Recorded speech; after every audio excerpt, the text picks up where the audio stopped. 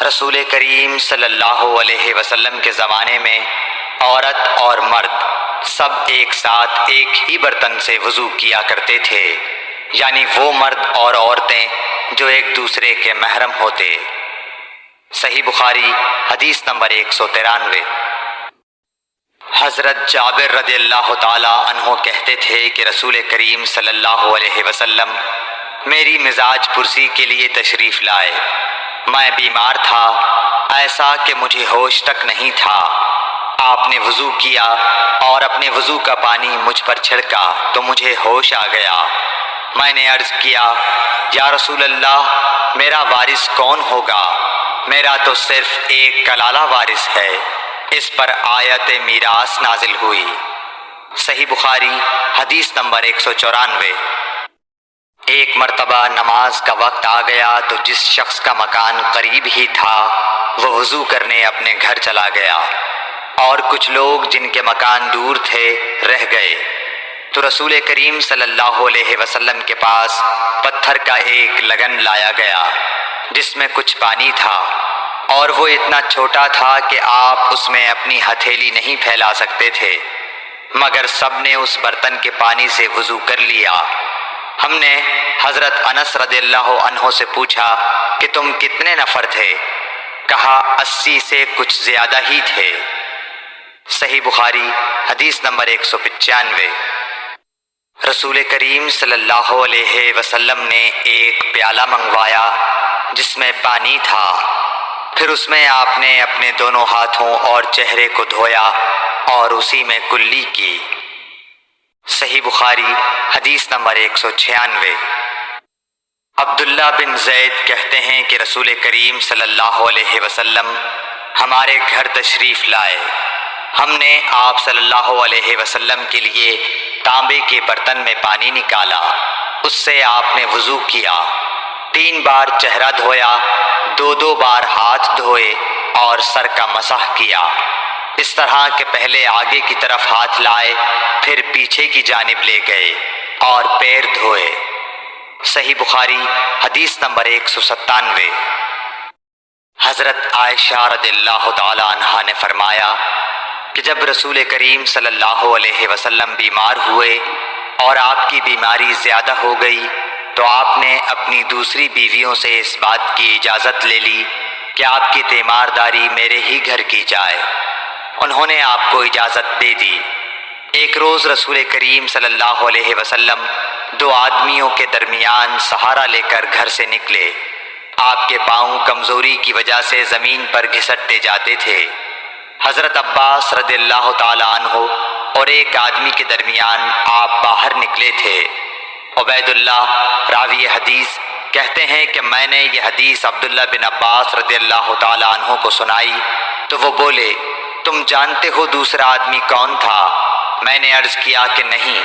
کہنے لگے وہ علی رضی اللہ تعالی عنہ تھے۔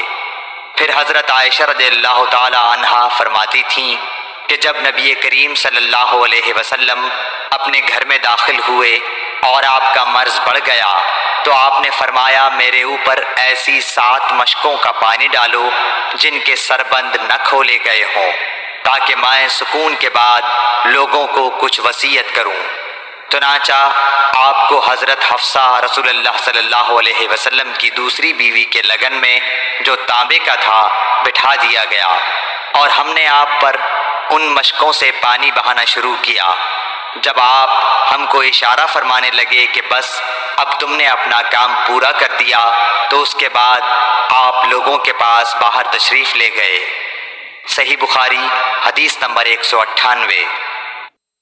عمرو بن یحییٰ نے اپنے باپ یحییٰ کے واسطے سے بیان کیا، وہ کہتے ہیں کہ میرے چچا بہت وضو کیا کرتے تھے، یا یہ کہ وضو میں بہت پانی بہاتے تھے۔ ایک دن انہوں نے عبداللہ بن زید رضی اللہ تعالی عنہ سے کہا کہ مجھے بتلائیے رسول اللہ صلی اللہ علیہ وسلم کس طرح وضو کیا کرتے تھے۔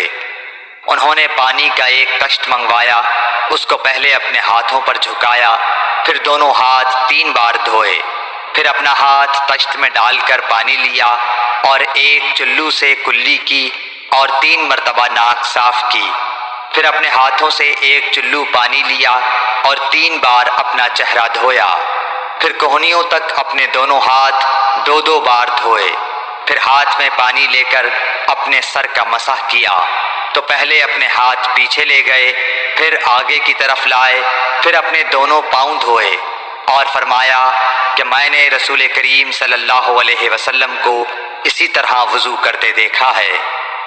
صحیح بخاری حدیث نمبر 199۔ رسول کریم صلی اللہ علیہ وسلم نے پانی کا ایک برتن طلب فرمایا تو آپ کے لیے ایک چوڑے منہ کا پیالہ لایا گیا جس میں کچھ تھوڑا پانی تھا۔ آپ نے اپنی انگلیاں اس میں ڈال دیں۔ انس کہتے ہیں کہ میں پانی کی طرف دیکھنے لگا، پانی آپ کی انگلیوں کے درمیان سے پھوٹ رہا تھا۔ انس کہتے ہیں کہ اس ایک پیالہ پانی سے جن لوگوں نے وضو کیا وہ 70 سے 80 تک تھے۔ صحیح بخاری حدیث نمبر 200۔ رسول اللہ صلی اللہ علیہ وسلم جب دھوتے یا جب نہاتے تو 1 سا سے لے کر 5 مد تک پانی استعمال فرماتے تھے، اور جب وضو فرماتے تو 1 مد پانی سے۔ صحیح بخاری حدیث نمبر 201۔ سعد بن ابی وقاص رضی اللہ تعالی عنہ رسول کریم صلی اللہ علیہ وسلم سے نقل کرتے ہیں کہ رسول کریم صلی اللہ علیہ وسلم نے موزوں پر مسح کیا۔ عبداللہ بن عمر نے اپنے والد ماجد عمر رضی اللہ تعالی عنہ سے اس کے بارے میں پوچھا تو انہوں نے کہا سچ ہے، اور یاد رکھو جب تم سے سعد رسول اللہ صلی اللہ علیہ وسلم کی کوئی حدیث بیان فرمائے تو اس کے متعلق ان کے سوا کسی دوسرے آدمی سے مت پوچھو۔ صحیح بخاری حدیث نمبر 202۔ ایک دفعہ آپ صلی اللہ علیہ وسلم رفع حاجت کے لیے باہر گئے تو مغیرہ پانی کا ایک برتن لے کر آپ کے پیچھے گئے۔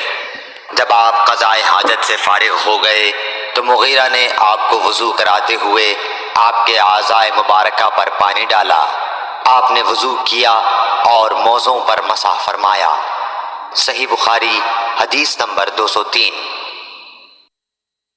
جعفر بن عمرو بن امیہ زمری کو ان کے باپ نے خبر دی کہ انہوں نے رسول کریم صلی اللہ علیہ وسلم کو موزوں پر مسح کرتے ہوئے دیکھا۔ صحیح بخاری حدیث نمبر 204۔ جعفر بن عمرو اپنے باپ سے روایت کرتے ہیں کہ میں نے رسول اللہ صلی اللہ علیہ وسلم کو اپنے عمامے اور موزوں پر مسح کرتے دیکھا۔ صحیح بخاری حدیث نمبر 205۔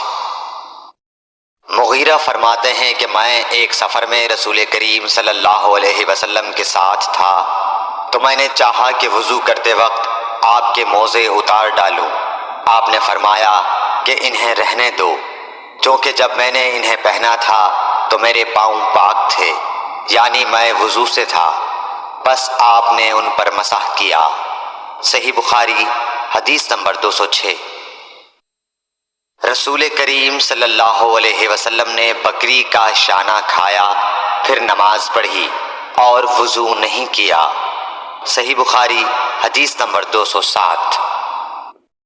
جعفر بن عمرو بن امیہ نے اپنے باپ عمرو سے خبر دی کہ انہوں نے رسول اللہ صلی اللہ علیہ وسلم کو دیکھا کہ آپ بکری کے شانے سے کاٹ کاٹ کر کھا رہے تھے۔